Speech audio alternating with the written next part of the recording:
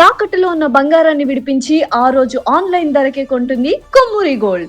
Right, Vizag లో మరొక మృతి కేసు సంచలనంగా మారింది. శాంతికుమారి అనేటువంటి ఒక యువతి అనుమానాస్పద మృతి అనేక ప్రశ్నలకు తావిస్తుంది. ఇప్పుడు తాను బర్త్డే పార్టీ అని ఇంట్లో నుంచి వెళ్ళిన తర్వాత అక్కడ ఏం జరిగింది, స్నేహితులతో వాగ్వాదం ఏమైనా జరిగిందా, ఆమె మృతి వెనుక ఎలాంటి కోణాలు దాగి ఉన్నాయి, తాజాగా దీంట్లో అనేక ప్రశ్నలు కూడా ఉత్పన్నమవుతున్నాయి. ఎందుకంటే అరగంటలో నేను వచ్చేస్తానమ్మా అంటూ తన తల్లికి ఫోన్ చేసి చెప్పినటువంటి కూతురు ఆ తర్వాత విగత జీవిగా పడి ఉందనేటువంటి విషయం తెలుసుకున్న ఆ తల్లి ఏమాత్రం కూడా తట్టుకోలేకపోతుంది. అసలు ఏం జరిగింది అర్ధ గంటలో, అక్కడికి వెళ్ళిన తర్వాత ఎవరితో వాగ్వాదం జరిగింది, ఆమెంతట ఆమె చనిపోయిందా లేకుంటే ఇంకేమైనా జరిగిందా?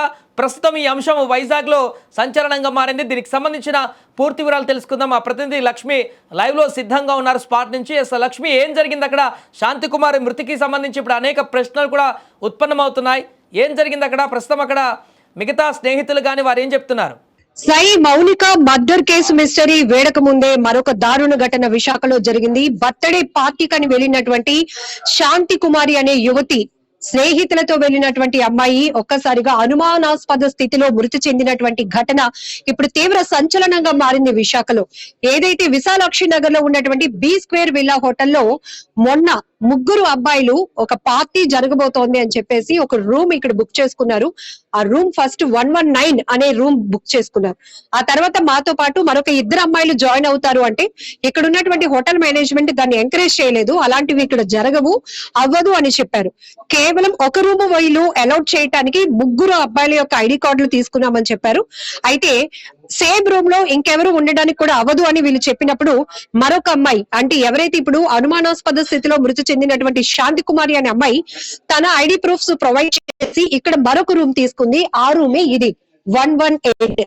ముగ్గురు అబ్బాయిలు ఉంటున్నారు, కుమారి ఒక్కరే ఉంటున్నారు అనేది ఈ హోటల్ యొక్క మేనేజ్మెంట్, ఇక్కడ మేనేజర్ గాని రిసెప్షనిస్ట్ గాని తెలిసినటువంటి విషయం. కానీ నెక్స్ట్ డే అంటే నిన్న ఉదయం ఒక కానిస్టేబుల్ ఈ హోటల్ కి వచ్చి పైకి ఇక్కడ ఉన్నటువంటి రిసెప్షనిస్ట్ ని బాయ్ ని కూడా తీసుకొని ఈ రూమ్స్ దగ్గరకు వచ్చారు. ఎవరెవరు ఇక్కడ రూమ్స్ తీసుకున్నారు, వారి వివరాలు ఏంటి అని అడిగినప్పుడు ముగ్గురు అబ్బాయిలు ఐడీస్ ప్రొవైడ్ చేసి ఆ రూమ్ తీసుకున్నారు. మరొక అమ్మాయి శాంతి కుమారి అనే అమ్మాయి ఈ రూమ్ తీసుకుందని. మరి ఇంకొక అమ్మాయి ఏది అని ఆ కానిస్టేబుల్ అడిగినప్పుడు ఇంకొక అమ్మాయి ఏంటని వీళ్ళే షాక్ అయ్యారని చెప్తున్నారు. ఎందుకంటే శాంతి కుమారి అన్న అమ్మాయి ఒక్కరిదే ఉంది అనేది వీళ్ళ ఆలోచన. కానీ ఇంకొక అమ్మాయి కూడా ఇక్కడికి వచ్చింది. అయితే ఫ్రంట్ వేలో కాకుండా అమ్మాయి బ్యాక్ వేలో గ్రౌండ్ ఫ్లోర్ కి వెళ్లి లిఫ్ట్ లో నుంచి పైకి రావడం వల్ల ఆ అమ్మాయి ఇక్కడికి వచ్చినట్టు కూడా మాకు తెలియదు అంటూ ఇక్కడ ఉన్నటువంటి హోటల్ కు సంబంధించినటువంటి వ్యక్తులు చెప్తున్నారు.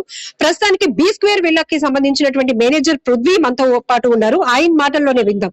అసలు ఇంకొక అమ్మాయి కూడా ఉందన్న విషయం మీకు ఎప్పుడు తెలిసింది?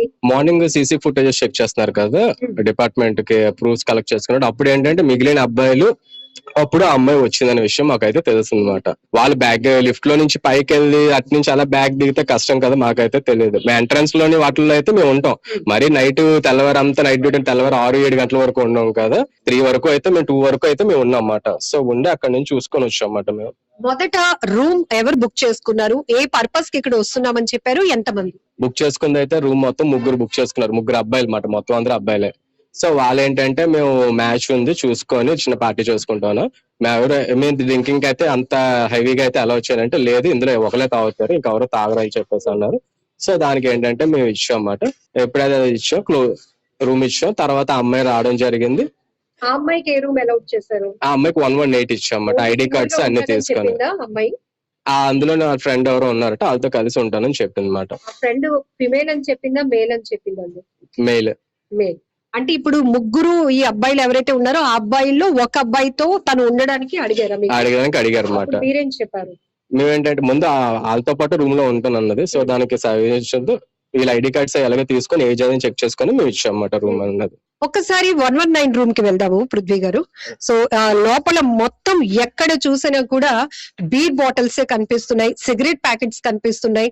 అలానే ఈ రూమ్ లో మాత్రం పగిలినటువంటి బీర్ బాటిల్ ముక్కలు కనిపిస్తున్నాయి. సో చూసిన తర్వాత డోర్స్ మేము ఓపెన్ చేసిన తర్వాత చూస్తే రూమ్స్ బుక్ చేసుకున్న వాళ్ళు ఒక్కరు కూడా ఇక్కడ మాకు కనిపించలేదు. ఈ రూమ్ 118 ఎవరైతే బుక్ చేసుకుందో ఆ అమ్మాయి మాత్రం హాస్పిటల్లో ట్రీట్మెంట్ లో ఉన్నారు, అక్కడికి తీసుకెళ్లేటప్పటికే చనిపోయారని. మీకేం చెప్పారు అసలు? కానిస్టేబుల్ ఏం చెప్పారు? కానిస్టేబుల్ వచ్చి ఇక్కడ రైట్ రూమ్ తీసుకున్నారట కదా అబ్బాయి అమ్మాయి. సో ఎవరైతే తీసుకున్నారో ఆ అమ్మాయి ఇలాగా సీరియస్ సిచ్యువేషన్ లో ఉంది, ఇలా హ్యాంగ్ అవుట్ చేసుకుంది అని చెప్పేసి హాస్పిటల్లో ఉంది, సీరియస్ గా ఉంది, ఆ రూమ్స్ చూపించండి ఏంటి మేము ఎంక్వైరీ కోసం వచ్చామని చెప్పేసి చెప్పారు. సో బర్త్డే పార్టీ అని ఇంట్లో నుంచి అమ్మాయి వచ్చింది, ఇక్కడ ఏమి కేక్ లేదు, బర్త్డే జరిగినటువంటి మాకు బర్త్డే పార్టీ అని ఏం చెప్పలేదు, మాకు బర్త్డే పార్టీ అని మాత్రం మ్యాచ్ చూసుకొని చిన్న పార్టీ చేసుకుంటే బర్త్డే పార్టీ కేక్ అనేది అయితే మాకైతే ఇంటిమేట్ చేయలేదు అసలు, మాకు ఎవరైనా చెప్పారు. కానీ ఇక్కడ ఏంటండి పెద్ద డబ్బాతో ఉన్నాయి అసలు బీర్ బాటిల్స్, కేసా ఏమంటారు, ఇక్కడ చూస్తుంటే ఈ రూమ్ లో ఒక 4 బాటిల్స్ ఉన్నాయి, అక్కడ ఇంకా డబ్బాలో ఉన్నాయి, అటు ఇంత ఉన్నాయి, ఇవన్నీ కూడా ఫ్రంట్ వే నుంచి వీళ్ళు తీసుకురాలేదా? ఫ్రంట్ వే నుంచి బాల్ తెచ్చుకుంది, బ్యాగ్ లోనైతే మాత్రం మేము అప్పటికి బ్యాగ్ కూడా చెక్ చేస్తాం, 3 బీర్ బాటిల్స్ ఉన్నాయి. మీరు పొద్దున్న కానిస్టేబుల్ వచ్చి చూసేటప్పటికి మాత్రం ఇక్కడ ఒక్కరు కూడా లేరా? ఎవ్వరు లేరు. డోర్స్ ఓపెన్ చేసి డోర్స్ ఓపెన్ చేస్తున్నారు. ఎలా ఉంది రూమ్స్, ఎలా ఉన్నాయి పరిస్థితి? అప్పుడైతే నేను లేను, మా రిసెప్షన్ అబ్బాయి ఉంటారు అన్నమాట. సో నాకైతే ఇంటిమేట్ లో రిసెప్షన్ ఇలా ఇంటిమేట్ జరిగిందని చెప్పేసి చెప్తే నేను ఇంకా పరిగెట్టుకుంటూ వచ్చాను అనమాట, ఏటైంది ఏంటి అని చెప్పేసి. ఈ అమ్మాయి వీళ్ళు ఎప్పుడు తీసుకున్నారు, ఎన్ని గంటలకు తీసుకున్నారండి రూము అబ్బాయిలు ముగ్గురు? 9:30 ఆ టైంకి. మొన్న అమ్మాయి ఎప్పుడు తీసుకుంది, ఎన్ని గంటలప్పుడు? 11:30 అవుతుంది. మీరు అడిగారా రాత్రి 11 అప్పుడు నీకు రూము ఏంటమ్మా ఎక్కడి నుంచి వచ్చారు ఏంటి అని అడిగారా మీరు? జనరల్ అడుగుతూ ఉంటారు. మేము మామూలుగా ఐడి కార్డ్ తీసుకున్నప్పుడు వాటికి దేనికోసం ఏంటి అంటే మా ఫ్రెండ్స్ ఇలా వచ్చారంటే వాళ్ళతో పాటు మేము ఉంటాం, మార్నింగ్ అందరూ ఫ్రెండ్సే కదా అని చెప్పేసి అన్నారు. సో దానికైనా సరే ఫ్రెండ్సే కదా అని చెప్పేసి ఆ అమ్మాయికి వేరే రూమ్ కూడా అలర్ట్ చేసాం అన్నమాట. ఆ రూమ్ కి అయితే మేము అలర్ట్ చేయలేదు, ఐడి కార్డ్స్ తీసుకొని ఏజ్ అన్ని చెక్ చేసుకొని వేరే రూమ్ అనేది మేము అలర్ట్ చేసి ఇచ్చాం అన్నమాట. బట్ సింగిల్ అమ్మాయి అక్కడ తెలియదు అనుకోండి, నాకేం తెలియదు ఎవరో లేరు అనుకోండి, అప్పుడు క్వశ్చన్ చేస్తాం మీరు దేనికమ్మా వచ్చారు, పర్పస్ ఏంటి అని చెప్పేసి. వాళ్ళు ఉన్న తెలిసిన వాళ్ళు ఉన్నారు వచ్చారంటే ఇంక మనం దానికి ఏం అనం కదా. కానీ ఇప్పుడు కొన్ని క్రైమ్స్ చూస్తున్నాం కదండి, అబ్బాయిలు అమ్మాయిలు చేస్తున్నాం, క్రైమ్స్ చూస్తున్నాం కాబట్టే మేము వాళ్ళకి ఎలా చేయలేదు. ఇప్పుడు ఏ సిచ్యువేషన్ ఏది జరిగినా సరే ఏదన్నా సరే ఏంటన్నది తెలియదు కాబట్టి మేము వాళ్ళ అలర్ట్మెంట్ అనేది మేము చేయలేదు అన్నమాట. అదే ఇప్పుడు ఇదంతా జరిగిన తర్వాత కానిస్టేబుల్ వచ్చిన తర్వాత మీరు సీసీ ఫుటేజ్ చెక్ చేశారా? ఇంకొక అమ్మాయి రావటం గానీ వెళ్ళటం గానీ అదన్నీ వాళ్ళు చెక్ చేసి మొత్తం డేటా అంతా గ్యాదర్. ఏ ఏజ్ గ్రూప్ ఉంటుందండి అబ్బాయిలు కదా అమ్మాయి? అరౌండ్ 25, 24, 26 ఉంటది అంతే. ఇది ఇక్కడ B² విల్లాకు సంబంధించినటువంటి మేనేజర్ ఇస్తున్నటువంటి ఇన్ఫర్మేషన్. ఎందుకంటే నైట్ మొన్న రాత్రి 9:30 గంటల సమయంలో ముగ్గురు అబ్బాయిలు వచ్చి ఈ రూమ్ తీసుకుంటే 11:30 సమయంలో శాంతి కుమారి అన్న అమ్మాయి వచ్చి ఆ రూమ్ అమ్మగా ఉంటుంది అనుకున్నాం, కానీ ఇంకొక అమ్మాయి కూడా ఉంది, ఇక్కడ వీళ్ళందరూ కలిసి పార్టీ చేసుకున్నారు అనే విషయం మాత్రం మాకు తెలియదు అని చెప్తున్నారు. బట్ ఈ మధ్య కాలంలో మనం చూస్తున్నాం ఇక్కడ సాయి ప్రాక్టికల్స్ మాట్లాడుకోవాలంటే కుటుంబ సభ్యులు ఇంట్లో టీనేజర్స్ చెప్పి వస్తున్న కారణాలు ఒకలా ఉంటే ఇట్లాంటి క్రైమ్లు జరిగినాక ఇన్వెస్టిగేషన్ లో షాకింగ్ ఫ్యాక్ట్స్ అనేవి బయటపడుతున్నాయి. ఇక్కడ చూస్తే గనుక ఆ కేసులతో ఉన్నాయి బీర్ బాటిల్స్ అన్ని కూడా, అంటే ఏ రేంజ్ లో వాళ్ళ మధ్య పార్టీలు జరుగుంటాయో అర్థం చేసుకోవచ్చు. అయితే ప్రధానమైన కారణం ఇప్పుడు పోలీసులు ఇన్వెస్టిగేషన్ లో మాత్రం మొదట చనిపోయినటువంటి శాంతి కుమారి వాళ్ళ పేరెంట్స్ గాని సిస్టర్ గాని పోలీసులకు ఆర్యులో పోలీసులకు కంప్లైంట్ ఇవ్వడం జరిగింది. పార్టీ కోసం బర్త్డే పార్టీ కోసం స్నేహితులు పిలిస్తే వెళ్ళినటువంటి నా కూతురు ఇలా విగత జీవిగా మారిపోయింది, వాళ్ళే చంపేసి ఉంటారు మా అమ్మాయిని, మాకు అనేక రకాల అనుమానాలు వ్యక్తమవుతున్నాయి, నా కూతురు ఒంటిపైన మా చెల్లి ఒంటిపైన చాలా గాయాలు మేము గమనించామంటూ అటు తల్లి చెల్లి కూడా పోలీసులకు కంప్లైంట్ ఇవ్వడంతో సిఐ మల్లేశ్వరరావు గారు ఆ కోణంలో కేసునైతే ముందుకు దర్యాప్తు కొనసాగించారు. బట్ నిన్న హాస్పిటల్ కి తీసుకువెళ్లేటప్పటికీ శాంతి కుమారి అంటే జెస్సీ చనిపోయినటువంటి పరిస్థితి ఉంది. ఇప్పుడు ఈ హోటల్లో ఏం జరిగింది అనేది నిన్న రాత్రి నుంచి కూడా ఒక సస్పెన్స్ అయితే కొనసాగింది. అందరూ కలిసి ఒకే రూమ్ లో ఉన్నారా, ఎక్కడ పార్టీ చేసుకున్నారు అని చూసేటప్పటికి ఆ రూమ్ కి ఈ రూమ్ కి మధ్య ఒక స్టోర్ రూమ్ ఉంది. సో ఇది రూమ్ కాదు, ఇందులో థింగ్స్ అన్ని పెట్టేటటువంటి ఒక స్టోర్ రూమ్. మరి శాంతి కుమారి ఈ 4 అబ్బాయిల్లో కూడా శాంతి కుమారి బాయ్ ఫ్రెండ్ కూడా ఉన్నారు అని తెలుస్తోంది. మరి వాళ్ళు దాడి చేసినప్పుడు ఆ అమ్మాయి పైన ఆ అబ్బాయి కూడా ఉన్నాడా, లేకపోతే అబ్బాయి ఏమైనా బయటకు వెళ్ళినప్పుడు మిగతా వాళ్ళు ఆ అమ్మాయికి మీద దాడి చేశారు అనే విషయం కూడా పూర్తిగా తెలియాల్సిన పరిస్థితి ఉంది. ఇప్పుడు శాంతి కుమారితో పాటు మరొక అమ్మాయి ఎవరైతే ఉన్నారో ఆ అమ్మాయి వాళ్ళ లవర్ ఇంకొక అబ్బాయి కూడా ఇందులో ఉన్నారు. వాళ్ళిద్దరి మధ్య విభేదాలు రావటానికి శాంతి కుమారియే కారణం, లేనిపోని విషయాలు చెప్తూ మా ఇద్దరి మధ్య గ్యాప్ క్రియేట్ చేస్తోంది అనేది ఈ గొడవకి ప్రధానమైన కారణంగా కూడా తెలుస్తోంది. ఆ కారణంతోనే ఆ అమ్మాయి అబ్బాయి ఈ శాంతి కుమారితో గొడవ పడ్డారని, ఒకానొక దశలో అమ్మాయి పైన భౌతికంగా దాడి కూడా చేశారని, దాన్ని అవమానంగా తీసుకునే అమ్మాయి ఆత్మహత్య హత్య చేసుకున్నట్టుగా పోలీసులు ప్రాథమిక దర్యాప్తులు అయితే బయటపడినటువంటి విషయాలు. పూర్తి దర్యాప్తు కొనసాగాల్సినటువంటి అవసరం ఉంది. ప్రస్తుతానికైతే శాంతి కుమారి ఎవరైతే విశాఖలోని ఉన్నారో అబ్బాయిలు ముగ్గురు వ్యక్తులు ఎవరైతే ఉన్నారో వారితో పాటు ఇంకొక అమ్మాయి కూడా ఉందన్నారు. వారు పోలీసుల అదుపులోనే ఉన్నారా? వారిని ఎంక్వైరీ ఏమైనా చేశారా? వాళ్ళ నుంచే ఏమైనా ఇన్ఫర్మేషన్ వస్తుంది అసలు ఏం జరిగింది రాత్రి అనేటువంటి విషయానికి సంబంధించి?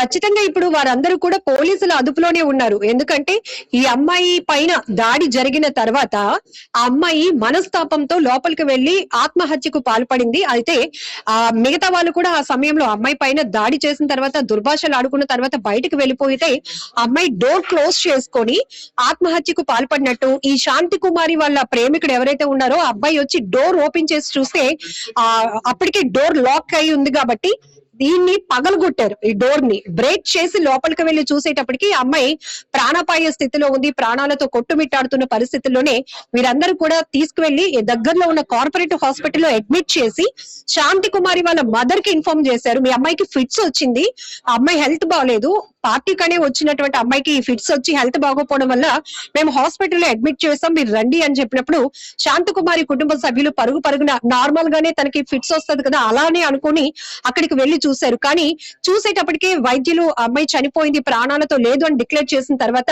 వీళ్ళకి అనేక రకాల అనుమానాలు వ్యక్తమయ్యాయి. స్నేహితులే మా కూతుర్ని ఏదైనా చేసి ఉంటారు అనే అనుమానంతో వాళ్ళు ఇమీడియట్ గా పోలీసులకు ఆ వేలోనే కంప్లైంట్ ఇవ్వడం జరిగింది. ఒంటి పైన కూడా చాలా గాయాలు కూడా గుర్తించారు కుటుంబ సభ్యులు. కాబట్టి ఇది ఖచ్చితంగా ఆత్మహత్య కాదు, హత్యే, వాళ్ళే స్నేహితులే హత్య చేశారు అనే కోణంలోనే దర్యాప్తు కొనసాగించాలంటూ కూడా నిన్నటి నుంచి శాంతి కుమారి మృతురాలు ఎవరైతే శాంతి కుమారి జెస్సీ బంధువులైతే పట్టుబట్టారు. ఆ కోణంలోనే ఇప్పుడు ఆరిలోవ పోలీసులు కేసును దర్యాప్తు చేస్తున్నారు. Sai, thank you Lakshmi. So అది మొత్తానికి వైజాగ్ లో మరొక సంచలనమైనటువంటి కేసు బయటికి రావడం జరిగింది. మొన్న మౌనిక మర్డర్ కేసు అంశం బయటికి వచ్చినటువంటి సందర్భంలో అది కంక్లూజన్కి రాకముందుకే మరొక యువతి శాంతి కుమారి చనిపోవడం అనేది ఇప్పుడు సిటీలో మరొక హాట్ టాపిక్గా మారింది. అసలు శాంతి కుమారి ఎలా చనిపోయింది, ఎందుకు చనిపోయింది, ఆ రోజు రాత్రి ఏం జరిగింది, హోటల్లో ఏమైనా వాగ్వాదం జరిగిందా, మిగతా ఉన్నటువంటి వ్యక్తులతో తనకున్నటువంటి గొడవ ఏం జరిగింది ఆ రోజు రాత్రి అనేది పూర్తి వివరాలు కూడా ఇప్పుడు బయటికి రావాల్సిన పరిస్థితి ఉంది. దీంతో ఆ యొక్క శాంతి కుమారి కుటుంబ సభ్యులు కానీ తల్లిదండ్రులు కానీ పూర్తిగా ఆవేదనకు గురవుతున్నారు. బర్త్డే పార్టీకి అని చెప్పి అరగంటలో వస్తానంటూ ఫోన్ కూడా చేసింది నా బిడ్డ, అలాంటిది ఇలా శవమై వస్తుందంటూ కూడా మేము ఊహించలేదు, అసలు ఏం జరిగిందో ఆ రోజు రాత్రి, మిగతా స్నేహితులు ఏమో చేశారు నా బిడ్డనంటూ కూడా చెప్తున్నటువంటి ఆ తల్లి బాధ అయితే మనకు కనిపిస్తుంది. ఇప్పుడు దీనికి సంబంధించి పూర్తి ఎంక్వైరీ తర్వాత అసలు విషయాలు బయటకు వచ్చేటువంటి అవకాశం ఉంది.